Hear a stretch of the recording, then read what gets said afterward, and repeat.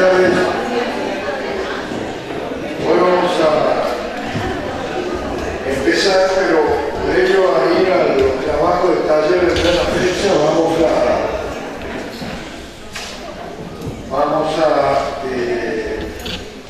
escuchar al ingeniero Martínez Gramajo, quien es el área de digitalización del Poder Judicial, y nos va a dar una rápida mirada sobre los trabajos que se hacen para la preservación del archivo de sentencias. Ustedes saben que el Poder Judicial, en los hechos de diciembre, el 16 de diciembre de 1993, previo a la intervención federal de aquel entonces, este edificio fue envuelto por las llamas provocadas por los manifestantes. Prácticamente se perdieron muchas de las piezas que conformaban el archivo de sentencia de la provincia, tanto el protocolo de escribanos, del registro de la propiedad que funcionaba aquí en tribunales, como los archivos de ese protocolo de sentencia que se habían emitido. Todo se perdió, en gran mayoría. Eso fue objeto después de muchos problemas que hoy estamos sufriendo. Ustedes saben los graves problemas registrales que tenemos en el registro de la propiedad, basados en la reconstrucción y en las modificaciones ilícitas que se hicieron en la reconstrucción de matrículas después de ese incendio, de su caso. También pasaron con sentencias judiciales con escrituras públicas que dio lugar a los famosos protocolos fraguados o reconstruidos que hoy hacen que se aparezcan propiedades con doble matrícula y toda una serie de complicaciones. El Poder Judicial inició años atrás una política para preservar lo que es el patrimonio de los archivos judiciales, y queda a cargo del ingeniero Martínez Moreno, del área, así que en unos rápida síntesis nos va a explicar de qué se trata para que lo tengan en cuenta caso alguna vez puedan necesitar de este servicio. Adelante, ingeniero. Buenas tardes. Primero quiero agradecerle al doctor Zurner el espacio que me ha brindado y la posibilidad que nos abrió en el Poder Judicial para poder desarrollar este proyecto durante su presidencia. Brevemente les voy a contar una introducción histórica, más o menos cómo el tema de la conservación y de la preservación de las sentencias como método de preservar la información que el hombre ha generado durante la historia.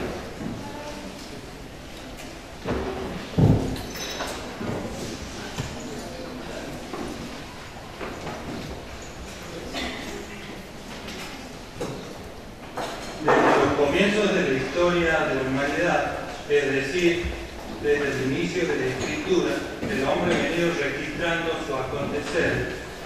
Ese registro se materializó en piedras, tabletas de barro, trozos de cuero, láminas de papiro y otros soportes hasta llegar al papel.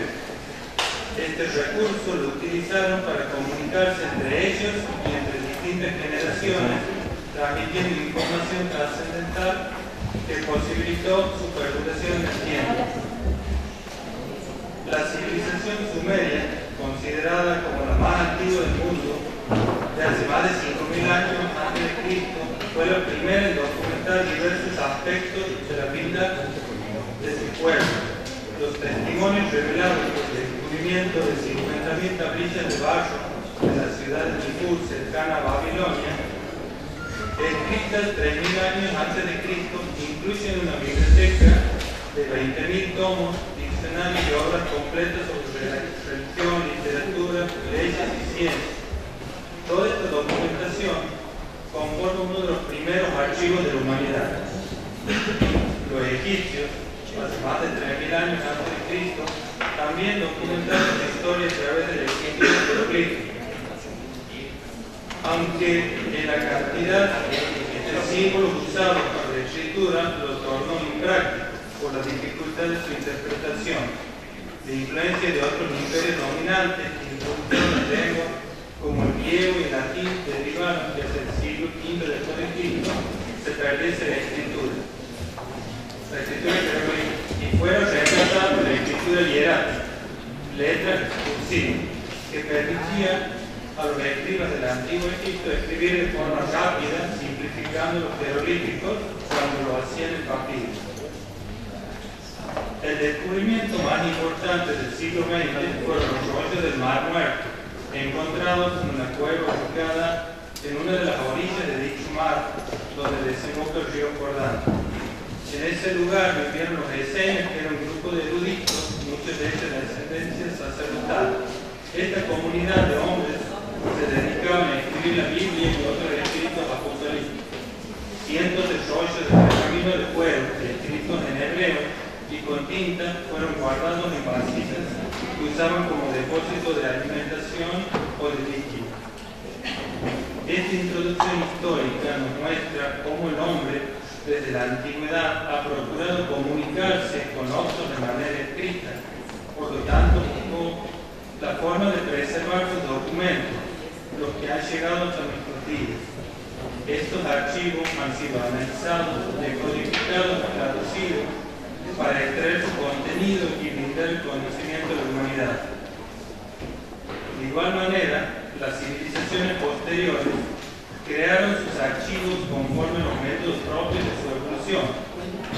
Si nos acercamos a los tiempos actuales e indagamos en las instituciones que conforman una sociedad, veremos que en el transcurso de su existencia fueron desarrollando sus archivos para preservar su información. Entre estos se encuentran los archivos del Estado, que en nuestro país están divididos en tres poderes: ejecutivo, legislativo y judicial. Los archivos judiciales, que es el ámbito de nuestro estudio, pueden estar integrados con expedientes administrativos, expedientes judiciales, libros de entradas de causa y libros de sentencias y resoluciones. Entre todas las documentaciones generadas en los tribunales se destacan las sentencias y resoluciones dictadas por los magistrados, que es el secretario que reúne durante el periodo de actividad judicial, las que ordenen en forma cronológica y conformarán los libros de sentencia. Una vez finalizado el periodo, se confecciona el índice de sentencia y se envía todo el conjunto a la oficina de encuadernación, donde se realiza el armado de los libros definitivos. La importancia que revisten las sentencias es relevante por tres motivos fundamentales. En ello se preserva gran parte de la seguridad jurídica de un Estado, ya que es el resultado final del proceso.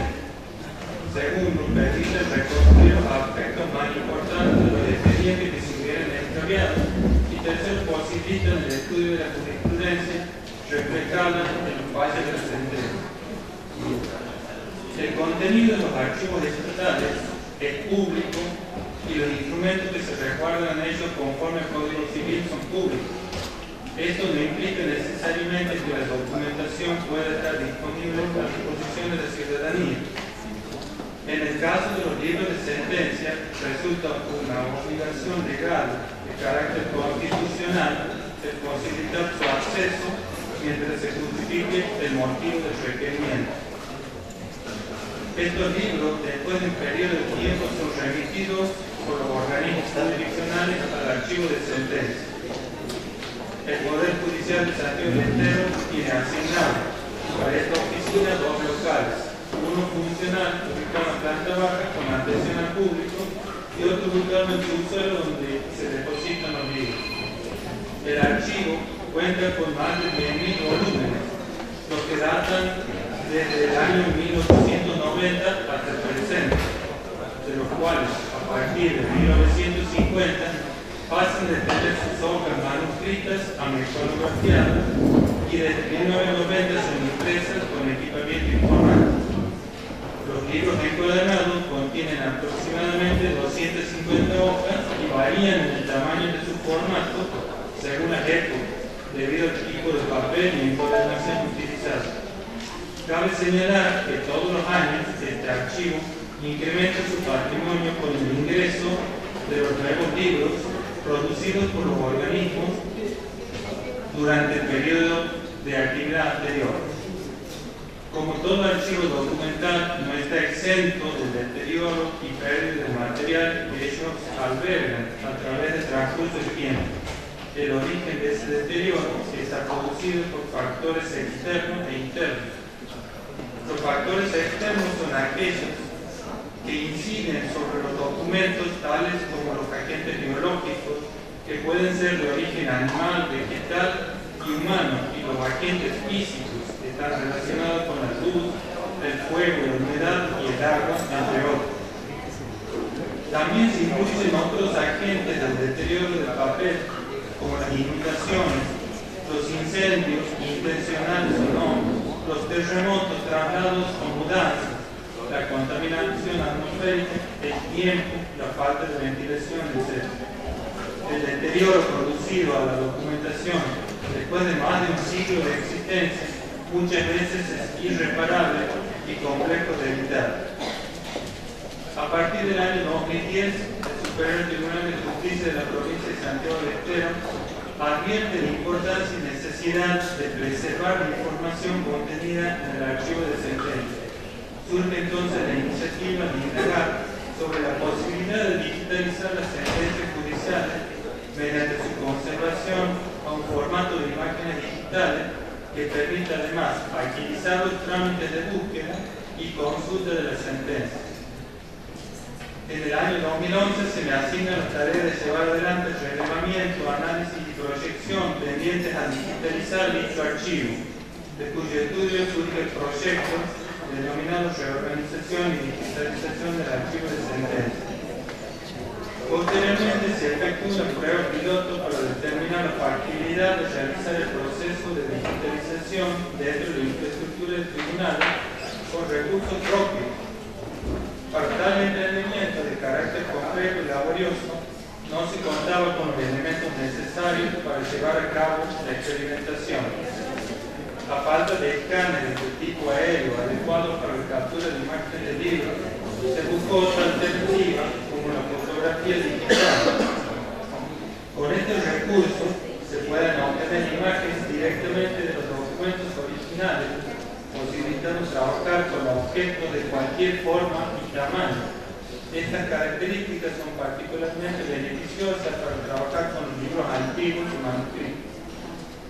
El problema siguiente era obtener imágenes que pudieran ser reproducidas con la mayor fidelidad posible, evitándose deformaciones producidas por la curvatura del papel que se produce al abrir un libro por la tensión de su encuadernación. Otro inconveniente era la incomodidad para sostener el libro en algún soporte que permitiera la captura en un ambiente con luz controlada. Esta problemática incentivó a iniciar el desarrollo de un prototipo de soporte que permitiera obtener las fotografías con las condiciones necesarias. Observamos que a menor apertura del libro se reducían las tensiones generadas por la encuadernación y se daña menos ante su manipulación. Es por ello que decidimos fotografiarlo abriéndolo a 90 grados. Después se experimentó cuál era la forma de evitar la curvatura del papel que genera sombra y distorsión de la imagen. Se efectuaron pruebas con vidrio que al presionarlo quedara palizado. Esta solución genera reflejos de luz en las imágenes capturadas. Seguimos con nuevas pruebas combinando el tipo de iluminación y de vidrios hasta llegar al punto de agregar un nuevo elemento que permite difuminar la luz y producir reflejos. Después de un buen tiempo de trabajo surgió el fotolib, como denominé a este prototipo de soporte para fotografía de libro. Con esta herramienta se diseñó una metodología de trabajo que permitiera, después de varios procesos, obtener las sentencias en formato PDF, documento portable, teniendo en cuenta que el documento puede estar compuesto por 1 a n páginas. Otra solución que se proyectó fue el uso de escáneres automáticos para digitalizar todas las sentencias nuevas antes de ser encuadernadas, facilitando y acelerando el proceso. Posteriormente se diseñó un software que fue programado en el área de sistemas del Poder Judicial que permite la registración de la sentencia, su consulta e impresión de su facsímil. Al finalizar esta etapa, se efectuó la presentación de la prueba piloto ante los vocales del Superior Tribunal de Justicia, quienes aprobaron el proyecto de digitalización y facilitaron todos los medios para la compleción del mismo. Un gran adelanto fue la construcción de la oficina en un sector del edificio nuevo, la que está conformado por dos plantas.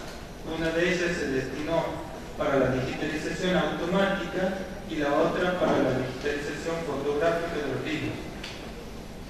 Se adquirieron equipos necesarios para la implementación.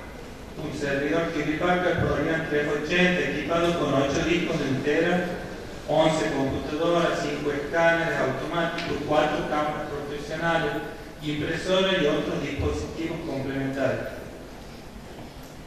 Cabe señalar que los fotolibros fueron construidos en el Poder Judicial bajo la supervisión de su diseñador. Cada estación de trabajo cuenta con una cámara profesional que se opera a control remoto y una computadora donde se registran las imágenes. Otra tarea no menos importante fue la de reunir los recursos humanos, capacitarlos y coordinarlos para llevar adelante el proceso de la información. Todos estos trabajos posibilitaron la concreción de la oficina que se denomina Centro de Documentación Digital. Al cabo de más de un año se aprecian los resultados, ya que centenares de libros han sido digitalizados y remitidos al archivo con su identificación en el lomo. De la forma descrita, se ha implementado el proceso de digitalización en el Poder Judicial, proyecto que se torna dinámico por cuanto a este centro le son requeridos otros trabajos y soluciones relacionadas a su especialidad. Al igual que nuestros antepasados, intentamos preservar nuestra historia a través del resguardo de la información, pero los aventajamos en el uso de las innovaciones tecnológicas que permiten obtener al instante los resultados requeridos, posibilitando un trabajo más eficiente de los usuarios. Nada más.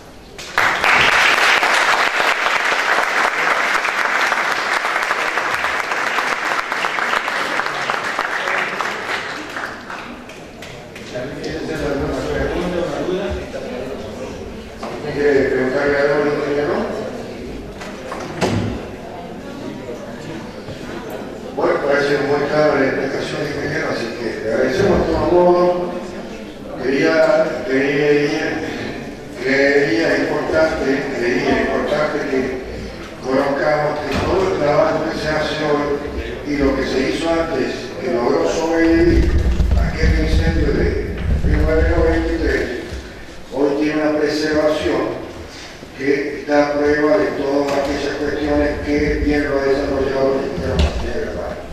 Y algo tan importante como eso, el procedimiento judicial que a veces puede tener muchos efectos a futuro y su pérdida puede generar muchos problemas. Bien, hoy vamos a trabajar en el taller. Ya tienen cada grupo asignado un fallo, así que vamos a darle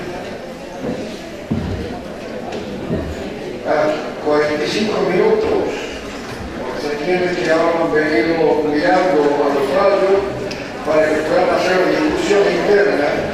Y recuerden, lo que vamos a tratar de debatir después o de comentar sobre los fallos que nos han tocado a cada grupo no es el contenido del fallo en sí, la solución jurídica, sino lo que vamos a tratar de ver en esos fallos son referencias a lo que fue la clase anterior relativo a lo que son los elementos externos de las sentencias que lo hablamos. Así que no perdamos más tiempo y empecemos hasta las 5:05, tiempo de deliberación interna.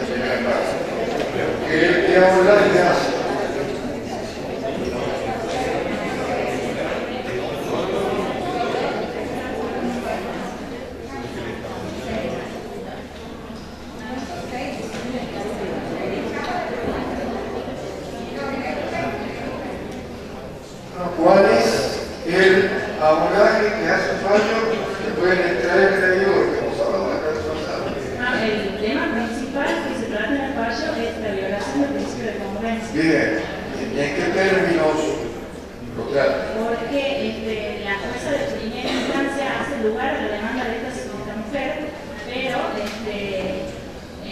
basándose en algo que no había sido pedido por la actora, digamos, alegado, no había sido alegado, no había sido planteado en la traba de la litis.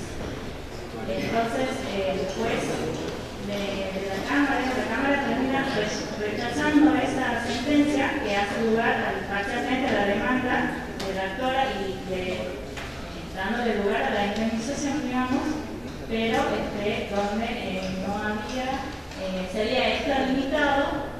Y en caso nada más allá de qué consideración hace el principio de congruencia inicial o alguna qué doctrina podemos entrar en el debate respecto al principio de congruencia, cómo lo aborda el voto del primer ponente o en defecto qué estándares fijan respecto a señales que demandan a tribunales de primera instancia que deben observar cuanto a este tipo de formalidades, cuanto a este requisito establecido sobre todo por el inciso 6, porque ahí está establecido el principio de congruencia respecto a que los jueces deben atender las peticiones de las partes.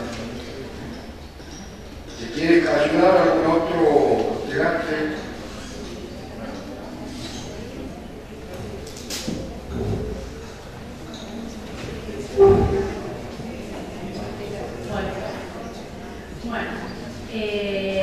Una de las, en el considerando 3, dice que es sabido que de acuerdo al principio de congruencia, el juez solo puede fallar sobre hechos alegados y probados, debiendo tener la sentencia expresión expresa y precisa de conformidad con las pretensiones deducidas, las que deben calificarse según corresponda a la ley, declarando el derecho de los litigantes.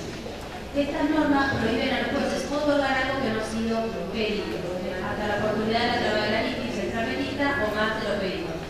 En este caso, el fallo principalmente trata de que la sentencia de primera instancia, si bien hace lugar a la demanda, lo hace lugar con una pretensión distinta a la que fue invocada por la parte cuando inició la demanda que fue mala praxis.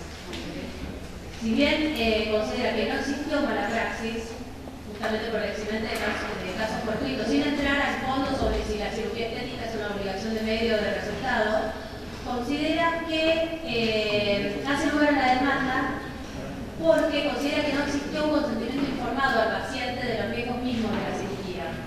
Y van más allá todavía las cosas en primera instancia que por decir, presume que si hubiera existido esa información, la misma paciente no se hubiera sometido a eso. O sea, es una cuestión que no ha sido introducida. No fue introducida. Si bien es cierto el derecho de defensa de la demandada de producir pruebas sobre eso. De toda la cuestión práctica. Otro tema y eso, es basado en la Corte Suprema, que cita precedentes, ese fallo ese, dice que qué afectación a qué derecho puede generar. El derecho de defensa. El derecho de defensa porque la parte no pudo producir pruebas sobre eso. Entonces, al afectarse el derecho, al justamente fallar y hacer lugar a una demanda por un hecho que no se pudo defender la parte a la cual fue demandada, está negando palmariamente ese derecho. Y otro tema es que si bien ocurrieron ciertos momentos donde por ahí durante la traba de la litis se pudo haber manifestado ese consentimiento informado, ya sea como cuando contesta la demanda, hablo en primera instancia, ¿no? Contesta la demanda, el demandado dice la actora nunca quiso firmar un consentimiento o las mismas pericias, existe un consentimiento informado, nunca fue objeto de una pretensión inicial. Entonces, cuando se traba la litis, la producción de pruebas nunca fue dirigida a ese punto particular. Estamos hablando de más del año 92, donde todavía no existía el consentimiento informado. Otro grupo que le tocó el mismo caso.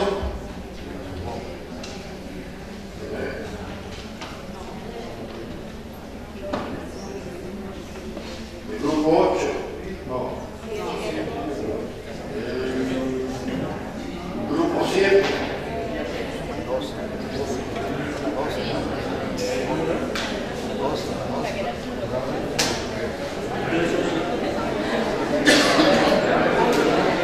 Vamos a hacer silencio porque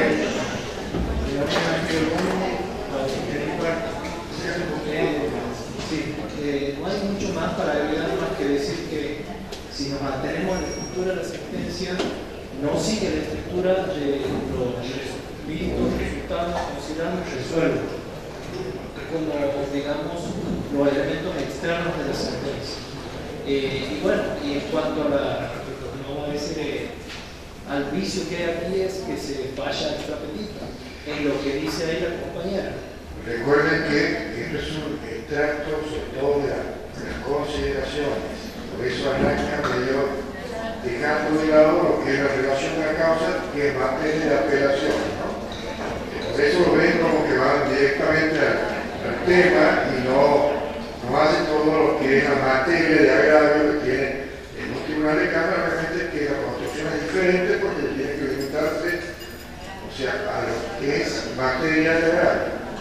Y bueno, como para agregar algo más, en la parte de los alegatos, digamos, sí se hace alusión al tema, o sea, la actora hace alusión al tema del consentimiento informado, pero no está introducido en el momento oportuno, que sería con la presentación de la demanda. O sea que es una cuestión, por eso la considera, decía sí, compañero allá, que es una cuestión no introducida en el proceso. Exacto.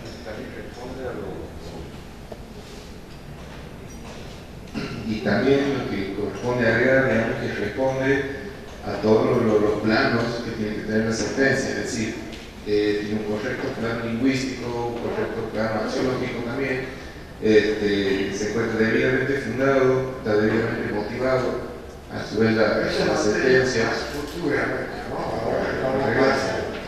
es completa, se basa a sí misma. Bien, había otro grupo que le tocaba, o eran los dos nomás. También le toca el código de la Cámara. Adelante.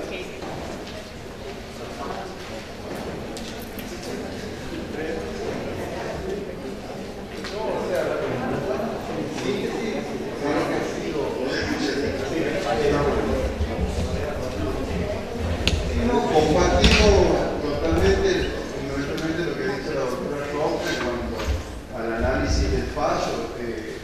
Es muy claro y sienta el criterio de los camaristas en este acuerdo respecto a cómo deben manejarse los jueces inferiores.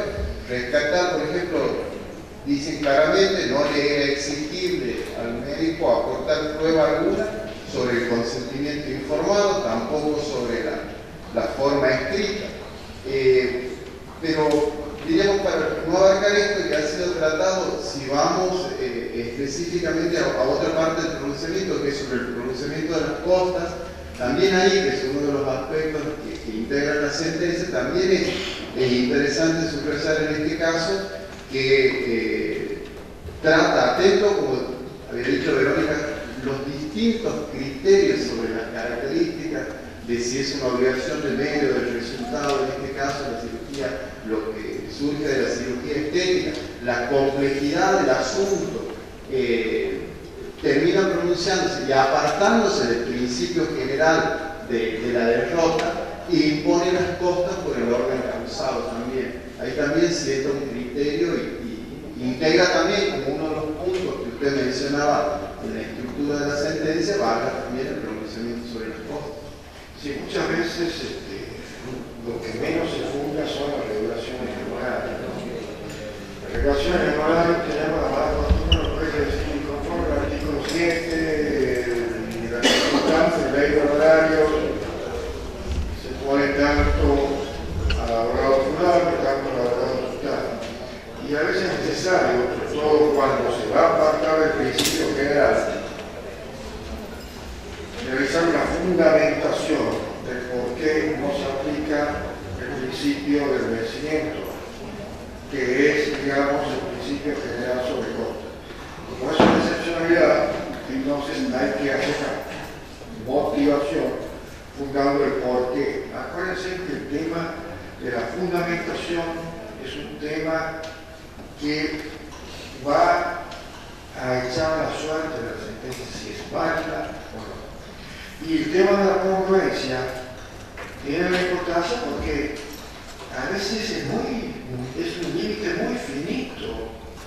A veces el juez encuentra un canal y se entretiene y lo profundiza y no nos damos cuenta cuando salimos de lo que es el planteo propiamente dicho. Porque si bien puede estar encadenado, puede que no, y puede que genere el apartamiento respecto a las peticiones, que es lo que el tribunal le marca a este juez o jueza de primera instancia, como diciendo, si bien es parte de alguna tangencial referencia que ha hecho la autora, no era para que le des el abordaje tan en profundidad que te ha llevado a otras temáticas que ha violado el principio de congruencia, con lo que implica afectar el principio de defensa y del debido proceso, que en definitiva es lo que sienta basado en fallo de la Corte. Bien, vamos al tema del fallo de la Pampa. ¿Quién ha tocado el fallo de la Pampa, de la Cámara de Apelaciones?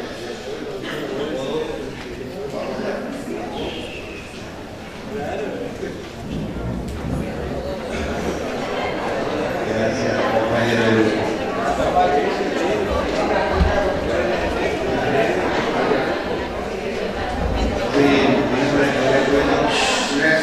Abogado de la partícula y ejerzo bueno, nosotros nos tocó analizar el fallo de la sala de la Cámara de Apelaciones de la Civil Comercial y Laboral de la provincia de La Pampa del mes de julio del 2012. Y consideramos que analizar los aspectos, la estructura externa de la sentencia, encontramos que los aspectos formales están reunidos en nuestro artículo 166. La sentencia que le tocó al grupo tiene la mención de lugar y fecha que fue dictada, el nombre y el apellido de la parte del juicio, la relación sucinta de las cuestiones que constituían el objeto del juicio y la consideración por separado, como dice nuestro artículo 166, de las cuestiones del registro anterior.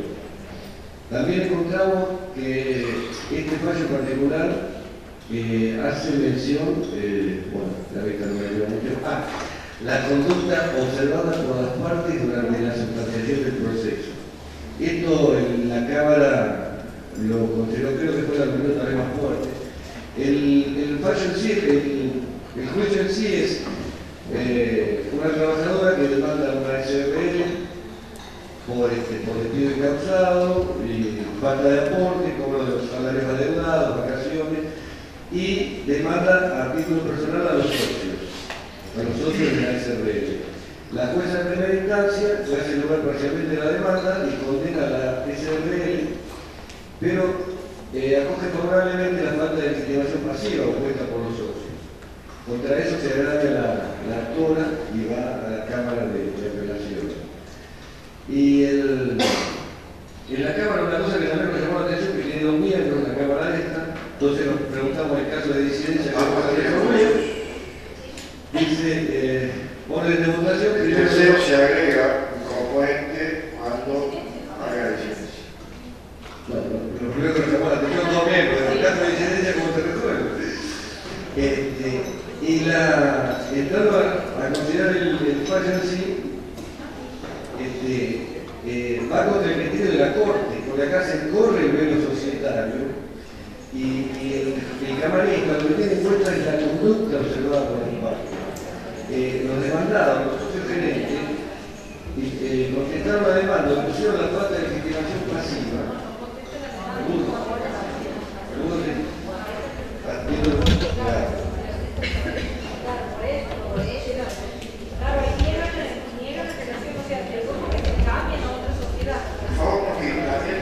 Para los que no han podido ver y lo ven por video, después me escuchan si no usan el micrófono. No, bueno, lo que aquí pasa, primero es una SRL y después ellos se cambian a otro tipo de sociedad, por eso niegan la vinculación con la primera sociedad.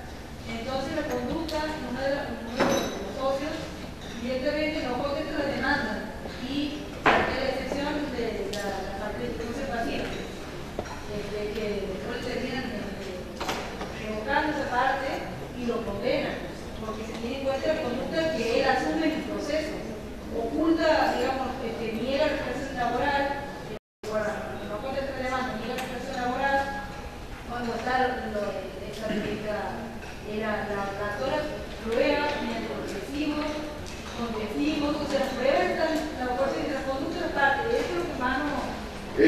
plano, ¿no es cierto?, un recurso que establece el inciso quinto como elemento de convicción para alcanzar la certeza de la decisión,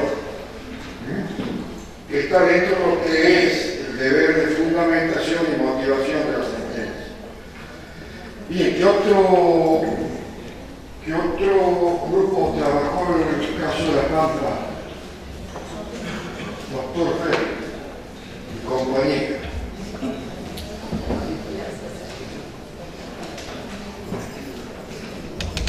Bueno, doctor, buenas tardes. Yo coincido con los compañeros. Yo lo conozco, pero puede ser que haya. Soy el doctor Horacio Ferri, relator de la sala laboral penal. Bueno, lo que yo observo más o menos, si bien coincido en varias cosas que ha dicho el compañero Ferri, que ocurre más o menos en el primer inciso. Después, yo veo una sentencia que en la primera parte, en el punto 1 y el punto 2b,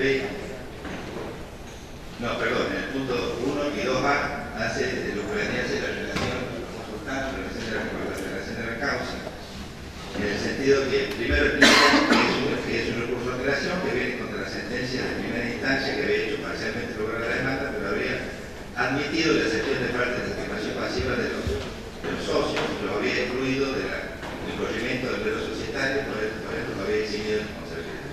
Esa es la base más o menos del principio de concurrencia, también te lo digo, porque eso es lo que después tiene que resolver básicamente. Aquí no se discute más de la relación laboral porque eso le hace lugar a la primera instancia de la relación laboral en sí.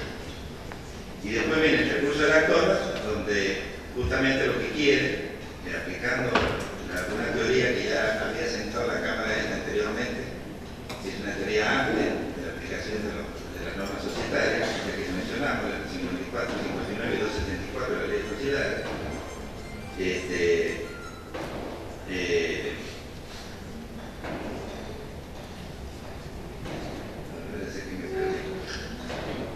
Vayamos más a lo que es el tema de la corrección. Registrando el tratamiento de lo que vendría a ser lo considerado, los fundamentos. Analiza básicamente la postura de ellos siguiendo la Cámara General de Relaciones de Trabajo y después los fallos de la Corte, que es la posición restrictiva, que no es la de la Cámara de justamente. O sea, Palomeque, Tazote, etc. Y terminan explicando, digamos, que ellos que no están de acuerdo respetuosamente con lo que dice la Corte, pero que se inclinan con la teoría amplia. Pero de lo que me interesa a mí acá, yo veo que en una parte hablan también de la conducta de la parte del proceso, que todo lo que ha procurado de evadir la responsabilidad, que ha procurado no resultar la demanda, y después le hace la extensión también tomando como base la conducta de la parte y otras actitudes que han tenido, como por ejemplo, le tiende la responsabilidad de los socios y algunos que no son socios formales, pero han actuado como socios. Eso para mí sí habla de indicios ciertos, digamos, para que vengan a hacer las presunciones que habla él. O sea, lo que usted me enseñó una vez de la univocidad de la presunción de grado que se concordar. O sea, que básicamente ellos pasan el fallo en la doctrina amplia, contraria a la Corte, pero siguiendo la Cámara Nacional de Relaciones de Trabajo. Y después, básicamente, la conducta de las partes y en la presunción de que en la actitud que han tenido a lo largo de toda no solo de la relación, sino lo que se transmite dentro de la. Bien, lo que deja el fallo de La Pampa, y ha coincidido ahí con los grupos, es, podemos reiterar, que la fundamentación a veces surgen elementos previos y a veces dentro del proceso, y eso también podría ser, conduciendo a pregunta de la concurrencia, no era, está tomando elementos que a veces no lo ponen en el papel de las partes, sino que advierte el tribunal respecto a su conducta procesal. Quizás si lo miramos analíticamente podemos decir, pero no era un dominio pleno de las partes, las cuestiones prácticas, de las cuestiones prácticas procesales, evidentemente por el contenido expreso del artículo 5, por eso se lo pone es también una medida que el juez puede echar mano, pero no como única soporte, sino cuando tiene muchos elementos que pueden volcar hacia un sentido la decisión y lo corrobora para completar su convicción con las conductas que asumen las partes durante el desarrollo del proceso.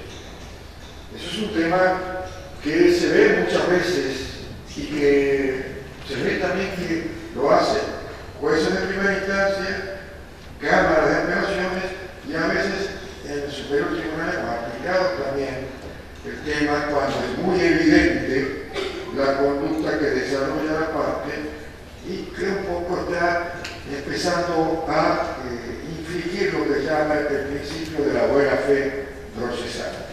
Bien, ¿alguien más tenía este tema de la pauta? No. Vamos a ver ahora el tema de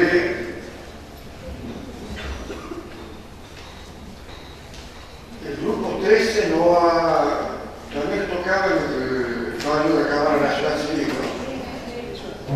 Pero usted, el grupo 13. Vamos a ver ahora el tema de Lauren de la Corte Suprema de Justicia, pero vamos a empezar por el grupo 9. ¿Dónde está el grupo 9? Vamos por el grupo 9. Después vamos a ir para el grupo 3. Me paro. Bueno, yo soy Eduardo Paquerizo, procedentario de Información Jurídica Superior Tribunal. Nos ha tocado el fallo Lauren, que es una sentencia que analiza la Corte Suprema de Justicia, analiza una sentencia venida desde la Cámara Nacional de Apelaciones en lo Civil. El tema del sedendum es la existencia de la firma del juez en la sentencia, es invalidante o no de la sentencia como tal. La Corte Suprema se divide y hacen los distintos vocales hacen un análisis y por un lado uno dice no es un requisito esencial, porque no obstante ello ha ocurrido que no obstante que ha firmado un juez que no debía firmarla, pero el tema se había decidido en presencia de otro. Esto es un error de hecho que no invalida el acto jurisdiccional como tal. Eso dice una parte. ¿Cuál es la posición mayoritaria? No sé si es esa o la otra. Para mí es la otra. La disidencia que se plantea a esa posición es que no, la falta de la sentencia, de la firma del juez, invalida el acto jurisdiccional porque es un requisito exigido de manera esencial por la norma que rige, y nosotros entendemos que esa es la posición mayoritaria. Bien. ¿Cuál era el otro grupo que he dicho que el 3? Grupo 3. ¿Qué tiene que agregar?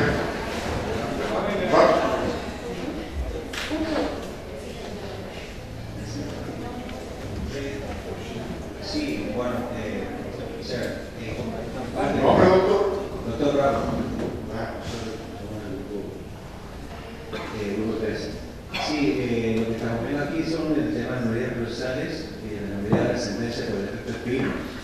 Y el tema del examen, estamos cumpliendo los recados solemnes que hacen la existencia misma de la sentencia como propio instrumento público.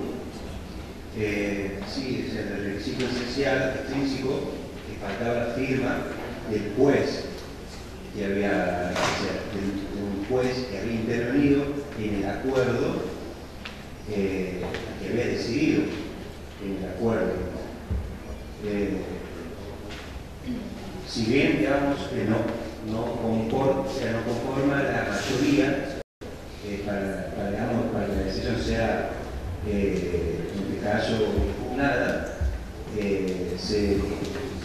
los requisitos esenciales, sobre todo el de la defensa de juicio, los procesos. Aquí voy a leer una parte de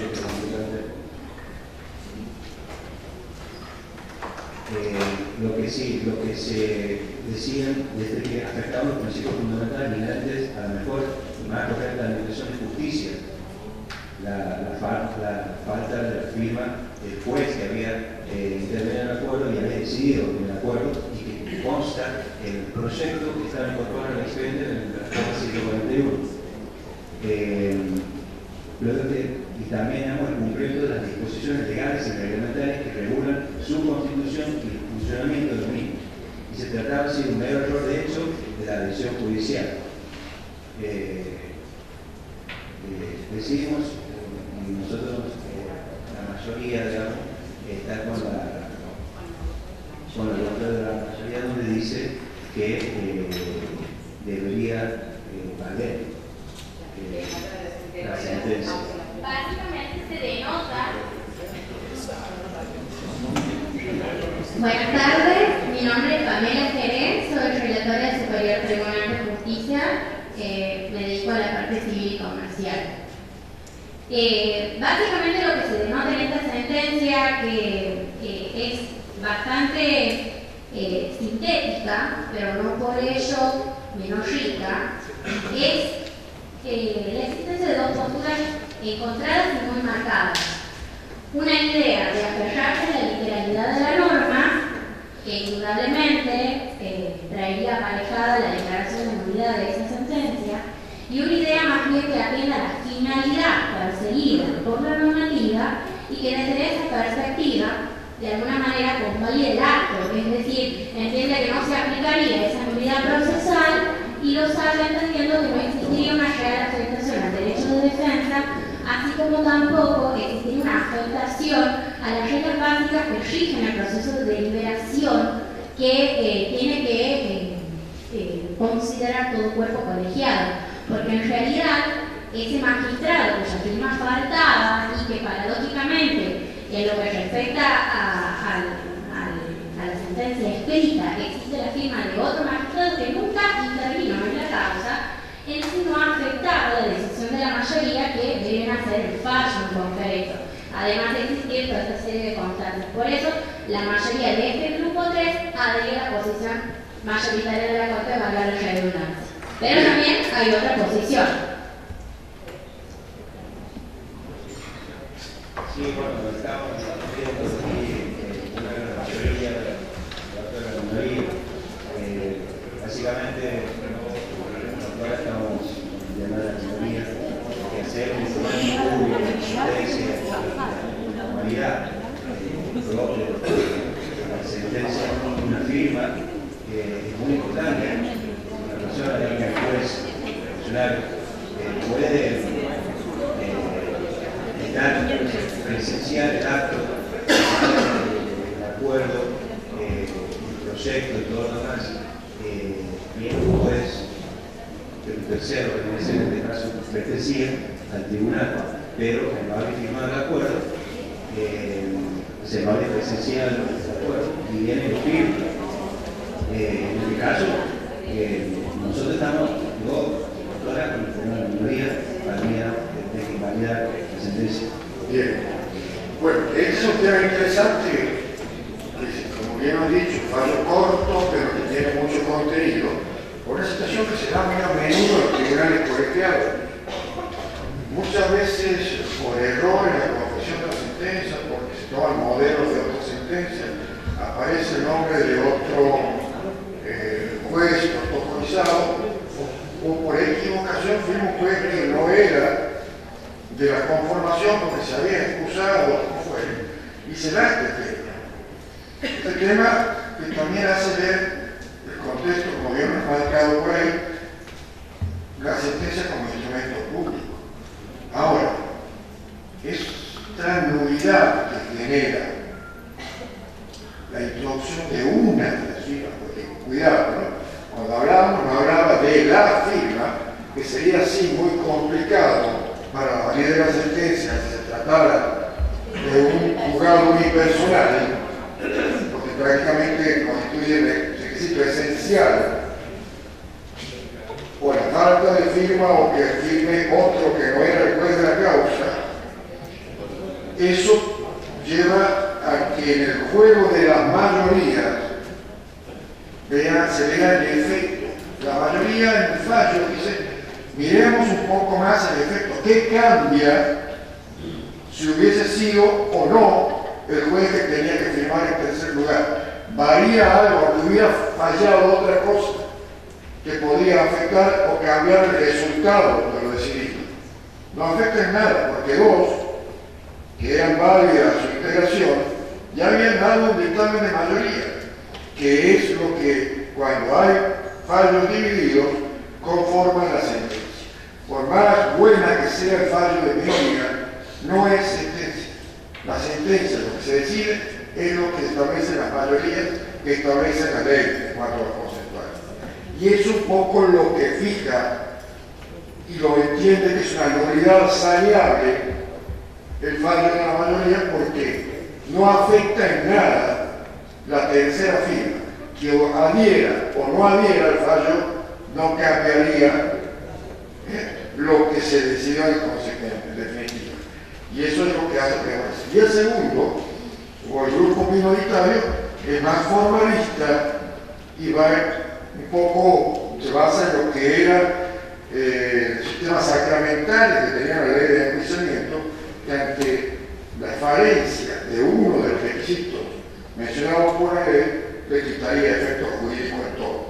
Esa es la discusión que hoy, por hoy, se va imponiendo en esta forma de desformalizar y tratar de salvar el proceso, en que en la medida que sea salvable la decisión, tiene que prevalecer salvarse el fallo. Y en la medida que no surja que pueda generar su perjuicio a la parte que sale desfavorecida. Eso también hay que tener en cuenta. Bien, vamos al fallo Rodríguez del Superior Tribunal, que no llegó a ser fallo, no me acuerdo bien. El grupo 10, ¿quién es el grupo 10? A ver, el grupo 10.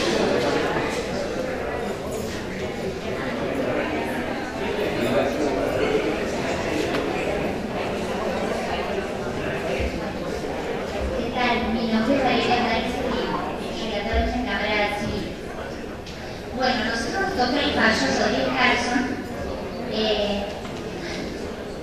todo un tema en este caso. El Superior Tribunal, lo voy a resumir, el Superior Tribunal resuelve por mayoría apartarse del entendimiento de la causa a la persona que plantea un recurso contencioso administrativo. La integración que actúa en el fallo. Exactamente, que actúa en el fallo decide apartarse del entendimiento de la causa y ordenar que constituye un nuevo tribunal por no haber obtenido la mayoría absoluta expresada por el artículo 188 de la Constitución Provincial. ¿Y eso por qué dice, porque no hay tampoco criterio unánime ahí, por qué dice la mayoría, no podemos construir mayoría, que vengan otros, porque nosotros no llegamos a... En el acuerdo deliberativo, el tribunal entiende, digamos, que no había coincidencia, no había mayoría. Está integrado por cinco miembros. Dos de ellos deciden rechazar el recurso contencioso administrativo. Otros dos deciden hacer lugar, digamos, al recurso contencioso administrativo y declarar la inconstitucionalidad de los decretos del Poder Ejecutivo. Y había una, y no dice nada más, dice solamente eso, declarar la inconstitucionalidad. Y había una tercera vocal.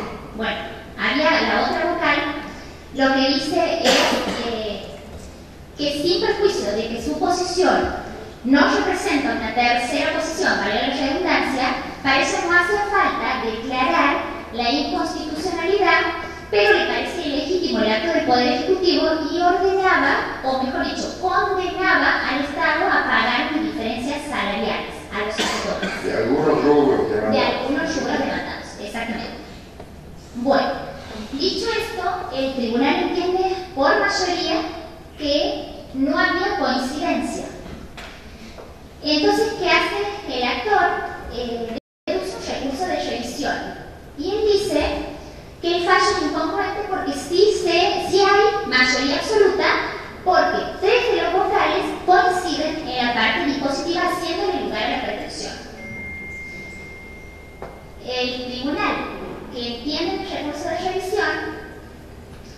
lo que hace es, por mayoría, porque hay un voto en disidencia, rechazar el recurso de revisión. Nosotros, ¿qué observamos del fallo ese de la mayoría? Va quedando claro más o menos porque es un fallo, ¿se entiende más? Bueno, ¿qué dice el voto mayoritario rechazar el recurso de revisión al recurrente? Que la ley de procedimiento administrativo, creo que el artículo 72, establece que una de las causas para deducir el recurso de revisión es que no haya coincidencia en la parte dispositiva.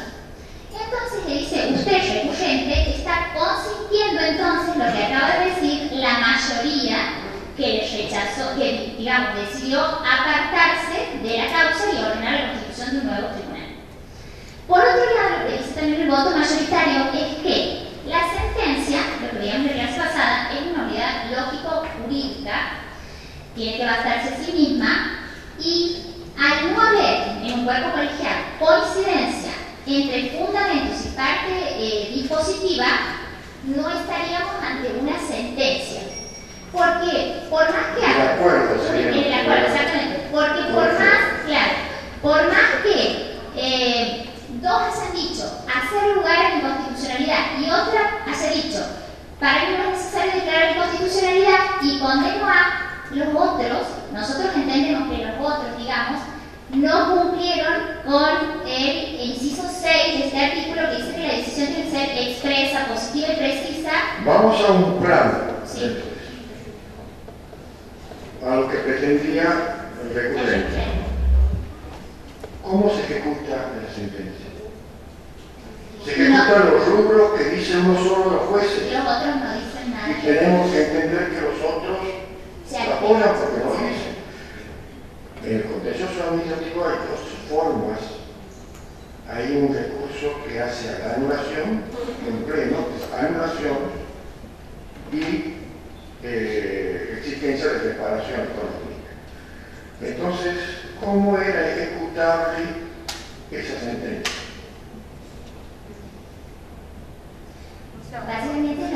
Si es que había una adhesión en ese acuerdo que dicen los jueces después, no vamos a firmar el acuerdo mayor porque no la hay. Mira, eso es fácil. Sí, nosotros hemos dicho que es inconstitucional y vamos a adherir a lo que han dicho las otras juezas que no en cuanto a los rubros. Digamos que por ahí se podría haber salvado. Porque también había que discernir qué rubros dentro de inconstitucionalidad hacían lugar y qué rubros no, como lo detalló claramente la jueza que dice que no es inconstitucional. Ese era el panorama. Ahora el fallo minoritario también ahí que dice otra cosa. Sí, señor. ¿Qué dice? Bueno, el doctor Bajón, el doctor Pedro Bajón dice, uy, yo estoy más con la disidencia, pues ser honesta. Pero el doctor Bajón dice que, bueno, el juez, digamos, ya no es la mera boca de la ley, ¿no? Que ha cambiado el paradigma y que ahora hoy por hoy los jueces tienen que fundar sus sentencias. Y fundar es dar razones, y dar buenas razones. Y él dice, no necesariamente tienen que ser las mismas e idénticas razones. Y también lo que dice es que si había, para él hay 3 votos que coinciden, y que aunque no lo diga expresamente, no lo digan expresamente los vocales que declaran la inconstitucionalidad, bueno, podemos entender que decían básicamente lo que decía la postura de la doctora Bajú, que era la que condenaba tales rubros. Bien. Esa es la otra cosa. El otro grupo que trató el tema.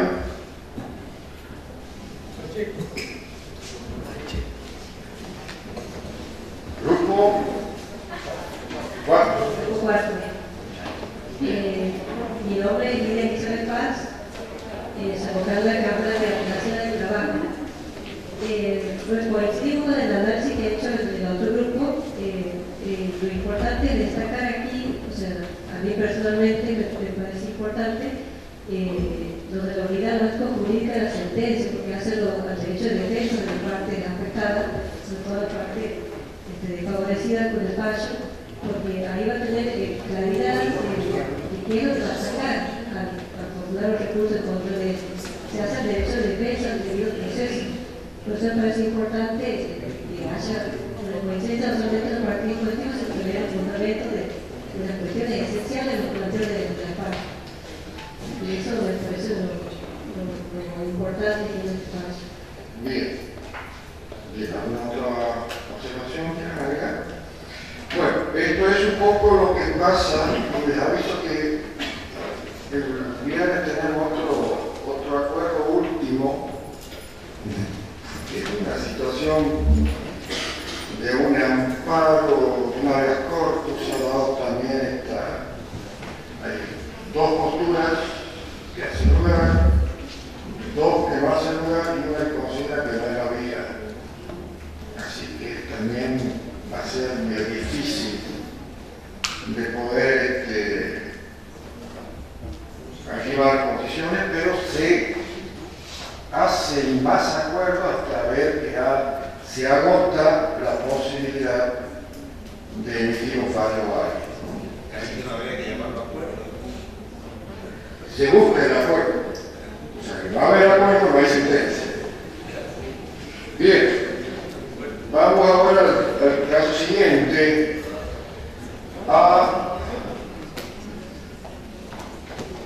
la Corte Suprema de Justicia de Buenos Aires, el grupo 5. ¿Dónde está el grupo 5? Aquí. Bien.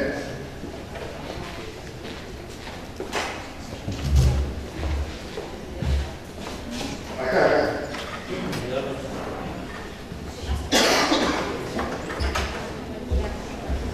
Hola, buenas tardes. Sí, soy Fabiana Díaz, secretaria de Juego de Familia de La Habana. Bueno, a nosotros nos ha tocado esta causa que se refiere a la decisión, o sea, resolver un recurso de inaplicabilidad de la ley por el Superior Tribunal de Buenos Aires. En cuanto a las disposiciones que dice el código, formalmente establece una sentencia válida, tiene fecha, tiene firma, tiene las partes, pero nosotros aquí viendo detenidamente, por ejemplo, no hay una relación de causa, va directamente a tratar la cuestión. Cuando son así, porque era sí. Secretario de Jurisprudencia, va directamente. No trae la relación de causa. No, y es concisa. O sea, si no menciona. ¿Qué menciona el fallo sobre algunos de los aspectos mencionados entre el artículo 163 o 166 según la jurisdicción de que se trata? Bueno, sí tiene la parte de la consideración y va diciendo cuáles son las cuestiones que va a tratar. Por ejemplo, el fallo se basa sobre todo en el principio de congruencia. Nos dice que aquí se ha cuestionado la decisión de una Cámara a no tratar un aspecto que según los quejosos era relevante, que era el acto interruptivo de la prescripción, que era la notificación. Y la Cámara cuando resuelve dice no lo tratamos porque ese acto interruptivo de la prescripción ha sido tratado en el momento del alegato. Entonces, en ese momento es inoportuno, es extemporáneo. Entonces, eso se debe hacer cuando se demanda, cuando se contesta, pero no en la oportunidad de los alegatos. Entonces, contra esa decisión de la Cámara, ellos interponen ese recurso. Y habla sobre los hechos extintivos, modificatorios. Sí, dice que como dice el Código Procesal, sí se pueden tratar los hechos extintivos y modificatorios, pero siempre que sean en el momento de la sustanciación del proceso. No ahí, o sea, cuando se trabe la litis, no en la oportunidad de los alegatos, como lo han hecho esta parte de los quejosos, que era lo que plantean el recurso. Ellos han tratado, cuando contestan la excepción, porque esto es una reivindicación, la parte demandada opone la prescripción y cuando la parte actora contesta esa prescripción solo habla niega la prescripción, pero no dice nada de que hay un acto interruptivo. Lo dice solamente allá en los alegatos. Es una reflexión tardía. Claro, exacto. Bien. Y eso afectaría la última parte del artículo 6,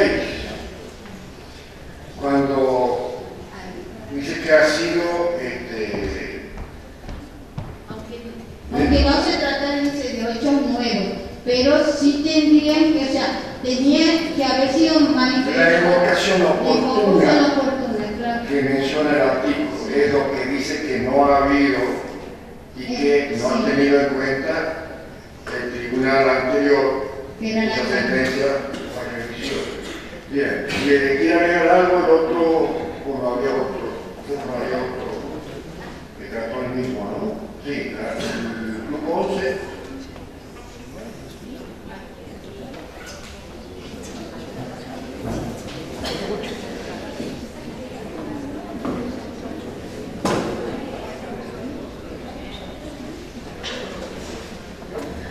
Bueno, mi nombre es Silvina Paz, de Trabajos en el Ministerio Público Fiscal.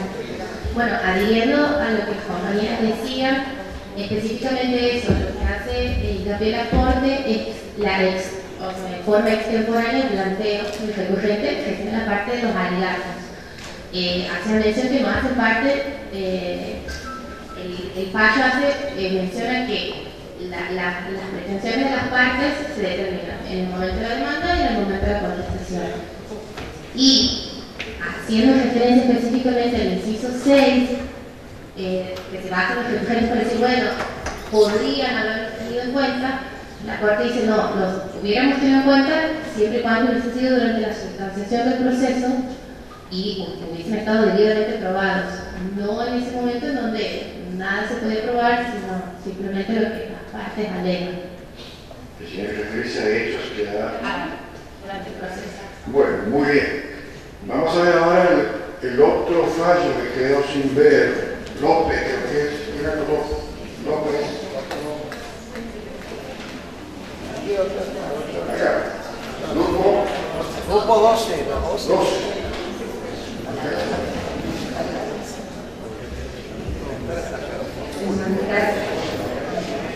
Bueno, se trata de un... ¿Cuál es su nombre? Doctora Pinto, Secretaría de Superintendencia.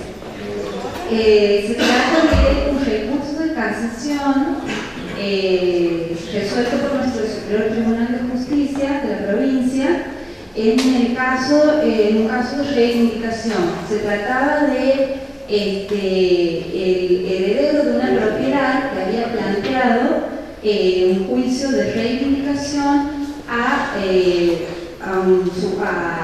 Teres Julio Humberto, que por su parte le plantea reivindicación por prescripción. La causa se resuelve rechazando la prescripción, no es cierto, interpuesta por la otra parte, por la parte demandada, y esa resolución de primera instancia es confirmada por la Cámara y posteriormente se interpone el recurso de casación, que es la sentencia que tenemos nosotros para analizar. Todos los requisitos formales hemos visto que están contenidos, si bien no está, como decía la parte teórica, los resultandos como tales, pero sí está toda la relación de la causa en los considerando 1. Y en cuanto a lo que sí hemos advertido nosotros es que al analizarse la procedencia en sí de la casación, se ha hecho, hay un voto que está en disidencia, no en cuanto al resuelvo, sino en cuanto al considerando con el voto mayoritario que surge del Superior Tribunal. ¿Por qué? Porque el voto mayoritario del Superior Tribunal, además de analizar la procedencia formal de la casación en cuanto al plazo, el tipo de sentencia del que se trataba, etc., ¿qué es lo que plantea? Si correspondía o no resolver esta casación, porque lo que se cuestionaba era el sustento fáctico de la sentencia, o sea, los hechos, el análisis de los hechos y de las pruebas que hayan hecho tanto en primera instancia como en la Cámara. Entonces, En el fallo mayoritario lo que se dice es que si bien en principio no se puede en casación entrar a analizar la materia fáctica o probatoria, en este supuesto, como lo que se está denunciando el fundamento es que no se ha analizado la prueba y los hechos, entonces para evitar, o sea, se configuraría una sentencia arbitraria si efectivamente fuera así. Habilitando con ese fundamento es que se habilita a ingresar a analizar los distintos agravios contenidos en el recurso de casación que se presenta.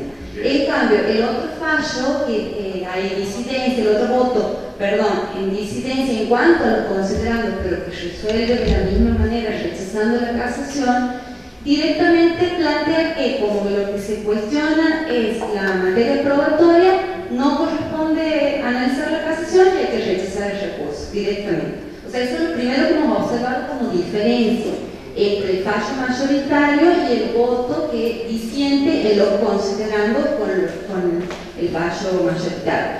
Y bueno, y después lo que hemos visto es que se ha analizado, el fallo que nosotros tenemos analiza y fundamenta cada uno de los agravios planteados en la casación, aplicando el derecho y llegando a la conclusión de que efectivamente sí había sido analizada la materia probatoria, todos los hechos y las pruebas aportadas, las excepciones planteadas también, fueron analizadas y resueltas tanto por el juez de primera instancia como por la Cámara. Por lo tanto, este recurso era solamente una manifestación de disconformidad del recurrente con la solución que había dado, se había dado en las instancias anteriores. ¿Se dan o no se dan?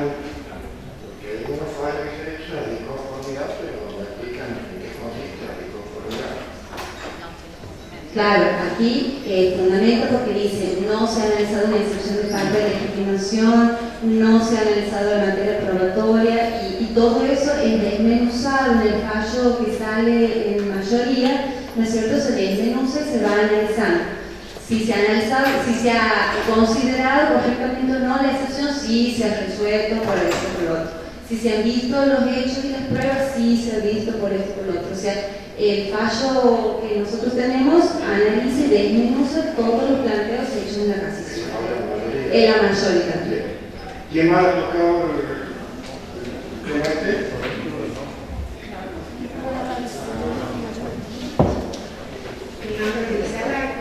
Y coincidimos y solamente agregar que el superior ha interpretado que por tratarse de usurpaciones objeto de interés social, de orden público, puede aún de oficio intervenir y revisar las cuestiones tratadas de la CIA procedente.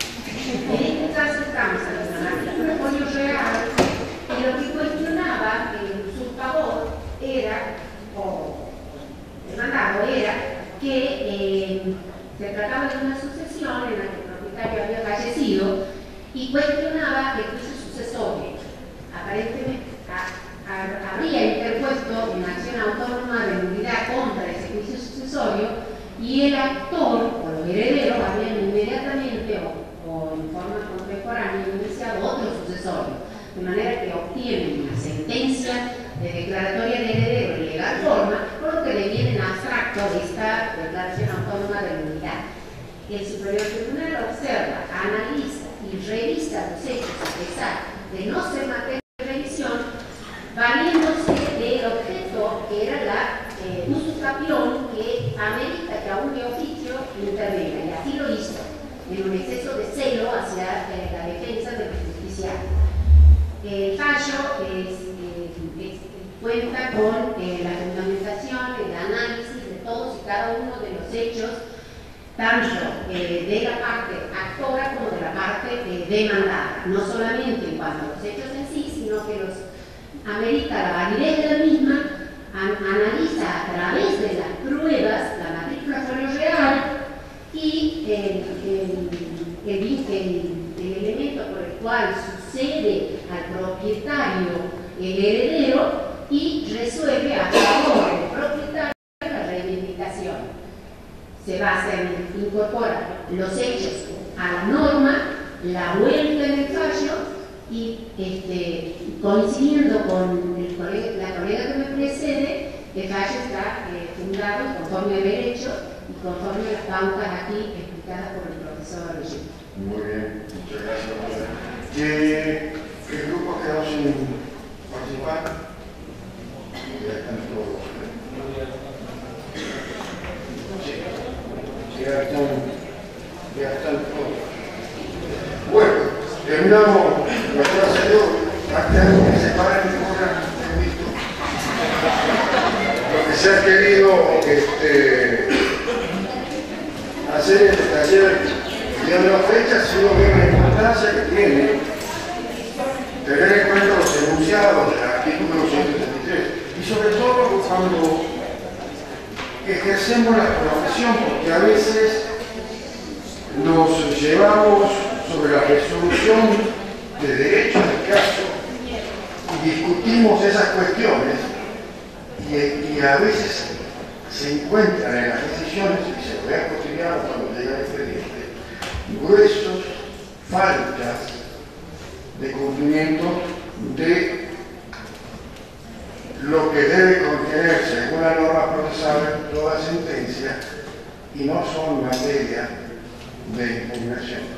Por eso, una buena sugerencia es que antes de entrar a analizar las cuestiones de fondo sobre las que nos consideramos agraviados, revisemos bien si la sentencia cuenta con esa solvencia formal, tanto de un lado para otro, tanto de los que tienen la obligación de conformarla, como quienes quieren impugnarla.